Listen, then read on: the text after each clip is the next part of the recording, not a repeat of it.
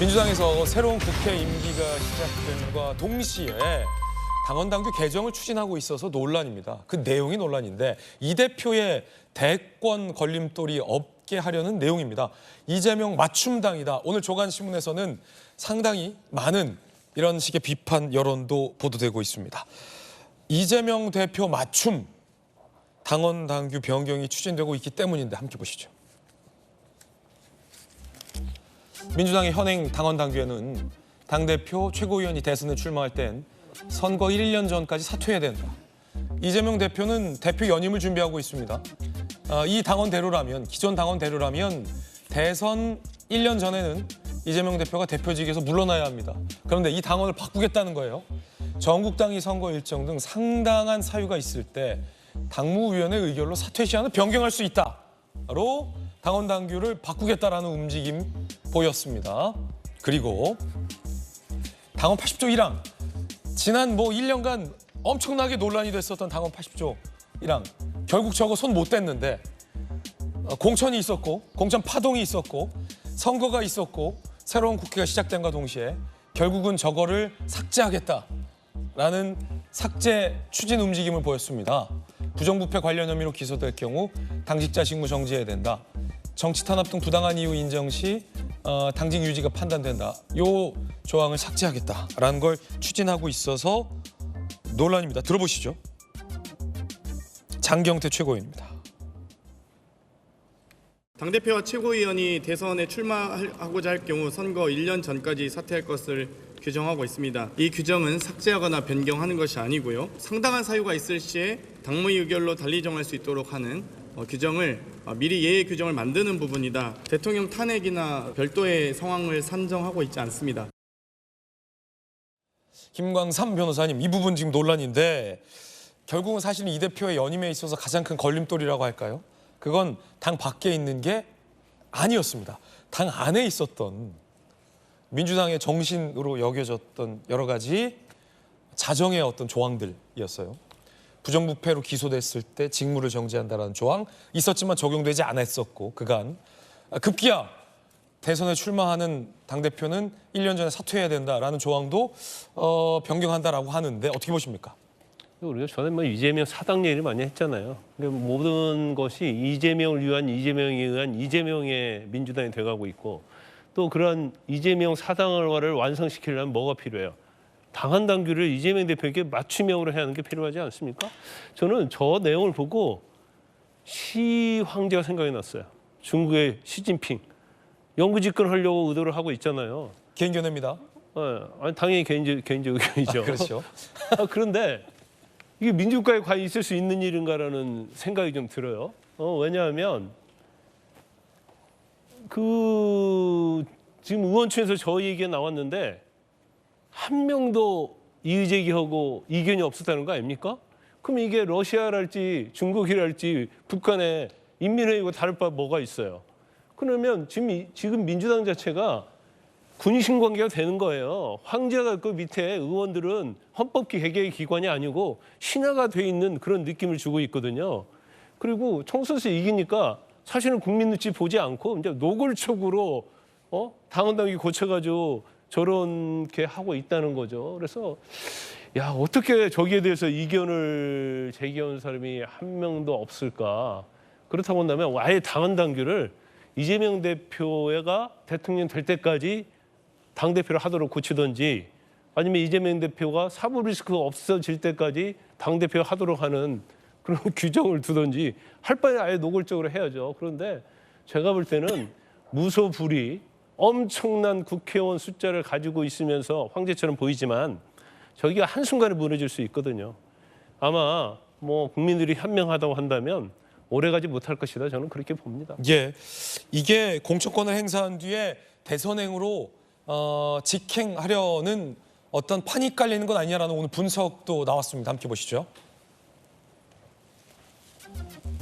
자, 2024년 8월에 당대표 연임 최고위원 선출하고 2026년 3월 사실은 사퇴 기한이지만 당원 당규를 바꿔서 대표의 연임을 하면서 지방선거의 공천권을 행사하면서 바로 대선행을 가려는 그러니까 그림력이 극대화되는 대선 직전까지 당내에 어떠한 그 잡음도 발생할 수 없는 공천권을 행사하면서 굉장히 민주당의 장악력을 쥐고 대선에 출마하려는 그런 길을 깔려는 것 아니냐라는 조간신문의 의심과 비판도 있습니다.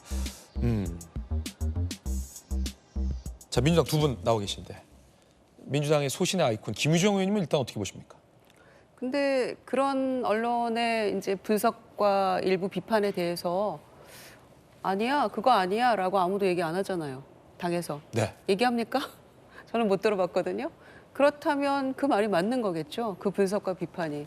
그러니까 원래 예정대로 하면 이재명 대표가 이제 연임을 한다고 했을 때 2026년 8월까지가 임기가 되는데 대선에 출마할 거는 너무 당연한 일 아니겠습니까? 지금으로 봐서. 그러면은 2027년 3월에 대선이기 때문에 현재 당원 당규상 2026년 3월에 1년 전인 3월에 그만둬야 되는데 지금 당의 논리는 그해 6월에 지방선거가 있으니 대표가 물러나면 뭔가 혼란이 생기지 않겠느냐, 선거 앞두고 지금 이제 이런 취지거든요. 그런데 혼란이 그렇게 생길까요? 저는 이제 당원 당규를 8월 전대 앞두고 이제 개정을 할 때는 뭔가 진일보한 그런 내용들을 담아야 된다고 생각합니다. 그리고 누구 특정인을 위한 당원 당규가 돼서는 안 되고 지속 가능한 당원 당규를 만드는데 주력해야 된다고 생각하거든요. 그 모든 것은 무엇을 위한 것입니까? 정당이 존재하는 이유는 집권하기 위해서잖아요. 평상시에도 이런 일련의 과정을 통해서 국민의 마음을 얻어서 결국에는 수권 정당, 집권하는 것이 목표인 것인데 이런 모습들을 보면서 수긍이 될까? 과연 민주당의 당원 당규의 개혁 방향이 올바른 것이냐? 예. 그리고 그 부정부패에서 뭐 기소당하면은 직무정지하는 그것도 삭제한다는 거잖아요. 예. 이런 퇴행이 어디 있습니까? 그리고 또 하나는 대표 그 연임하는 문제, 그 문제와 관련해서도 그러니까 저는 그 국민의힘처럼 1년 반 전, 대선 출마 1년 반 전에 이제 대표직 물러나는 건 조금 과도하다는 생각이 들기도 하는데 1년 전에 대표가 대표직에서 물러나고 뭐 누가 대행을 하든지 아니면 그때 뭐 임시 전대건 이런 방법을 통해서 대표가 된다 하더라도 민주당이 그렇게 흔들릴까요? 이 체제가 그렇게 막 불안정하게 흔들릴 것 같지는 않은데 그래서 아마 이제 언론에서는 이재명 대표의 대권 가도 속에서 뭔가 이 스텝이 진행이 되고 있다 이렇게 보는 것 같은데 당원 당규 개정 사항들 지금 장경태 최고가 발표한 내용들을 보면 조금 퇴행적인 요소가 너무 많아서 저는 좀 많이 걱정이 됩니다. 김유정의 돌직구였습니다. 오늘 조간신문 사설 몇 가지 준비했습니다. 소개해드리겠습니다. 함께 보시죠. 오늘의 사설입니다. 조선일보. 이 대표 한 사람을 위한 당원 계약 입법 폭주, 제왕적 총재 때도 없던 일이다. 특정인의 대선 가도를 돕고 정당 지배력을 높이려 마음대로 바꿔선 민주정당이라 할 수 없다. 과거 제왕적 총재 시절에도 하기 힘들었던 일이다. 한겨레 신문도 또 다른 포인트로 비판적인 사설 썼습니다. 한겨레, 민주당 국회의장 선출에 당원 투표를 반영 적절치 않다. 입법부 대표하는 국회의장 선거까지 당심을 반영하다니 헌법이 정한 대의민주주의를 거스르는 처사다라고 비판적으로 보고 있습니다. 조기현 변호사님, 특히나 당원 80조 1항 부정부패로 당직자가 기소됐을 때 직무를 정지한다는 조항에 대해서 이거 이 대표한테 왜 적용하지 않느냐라고 목소리를 높였던 분들이 지난 총선 과정에서 대거 제거가 됐습니다. 박용진 의원이 돌직구쇼에 나와서 이 자리에 앉아서 당원 80조 1항 그 숭고한 당원을 왜 적용하지 않느냐라고 목소리를 높였고 이제 공천을 못 받았는데 이거는 왜 삭제합니까?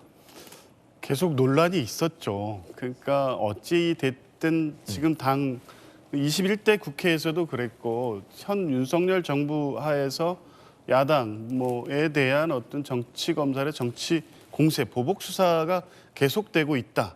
특히 야권 인사에 대한 수사가 집중되고 있다. 이런 게 대한 문제 광범위하게 형성돼 있고 그 과정에서 사실 상당한 뭐 현역 의원들이라든가 당 인사 관련된 기소 수사가 이어지고 있습니다. 예. 이 건마다 전부 다 80조를 기계적으로 적용할 경우에 사실은 당무가 마비되는 상황이 올 수도 있는 거거든요. 그러니까 현실적으로 적용 범위나 이런 부분에 대해서는 80조 현재 규정만으로 해석의 여지가 너무 큽니다. 그렇기 때문에 이런 불필요한 논란을 자꾸 양산하느니 그냥 삭제하고 다만 이 조항이 추구하고자 했던 어떤 당의 어떤 윤리의식의 고취라든가 이런 부분은 다른 방식을 통해서 실현하면 된다는 거죠. 이게 이제 기계적으로 적용할 경우에 오히려 이 현 정부가 야당을 타겟으로 이런 식으로 무리한 수사와 기소를 해올 경우에 야당이 정상적인 정당 활동이 불가능한 상황에 이르지 않겠느냐는 현재까지 여러 가지 문제 제기가 있었던 부분을 반영하는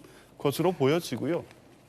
이 부분을 이제 비판했다고 해서 바로 뭐 공천 배제로 연결됐다고 보기는 어렵습니다.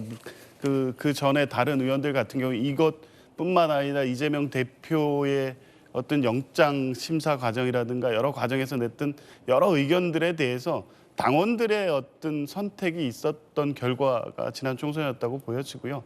전반적으로 당원 당규가 다소 무리하게 보이지 않느냐. 그러니까 이재명 대표를 염두에 두면 일단 다 그런 방식으로 해석이 될 수도 있는데 네. 전체적으로 의원총회에서의 문제 제기가 없었다는 것은 일단 논의의 출발선상에서 의제를 던져놨기 때문이고 두 번째는 지금까지 이게 어제 갑자기 나온 문제가 아니라 계속 개정의 필요성에 대한 당내 의견들이 있어 왔기 때문에 TF에서 어제 의견을 의총에 제출을 하고 이제부터 의견 수렴 과정을 거치겠다는 겁니다. 그러니까 다소 당심 내지 민심과 괴리되어 있는 부분에 있어서는 일정 정도의 조정 과정은 있을 거로 봅니다. 예. 자, 그 가운데 이 대표 연임에 관련된 여론조사도 하나 실시됐는데요. 함께 보시죠. 이재명 대표 연임 49%가 부적절하다, 39%가 적절하다라는 여론도 나왔습니다. 이 대표 49%가 연임 부적절하다라고 밝히고 있는 가운데 몽골 기병을 얘기했어요. 들어보시죠. 개원 즉시 몽골 기병 같은 자세로 민생 입법과 개혁 입법 속도전에 나서겠습니다. 민생을 지키기 위해서라면 어떤 싸움도 마다하지 않을 것입니다. 민심이 명한 길을 제대로 걷겠습니다. 민심을 나침반 삼아 전진하는 국회, 성과로 평가받는 민주당이 되겠습니다.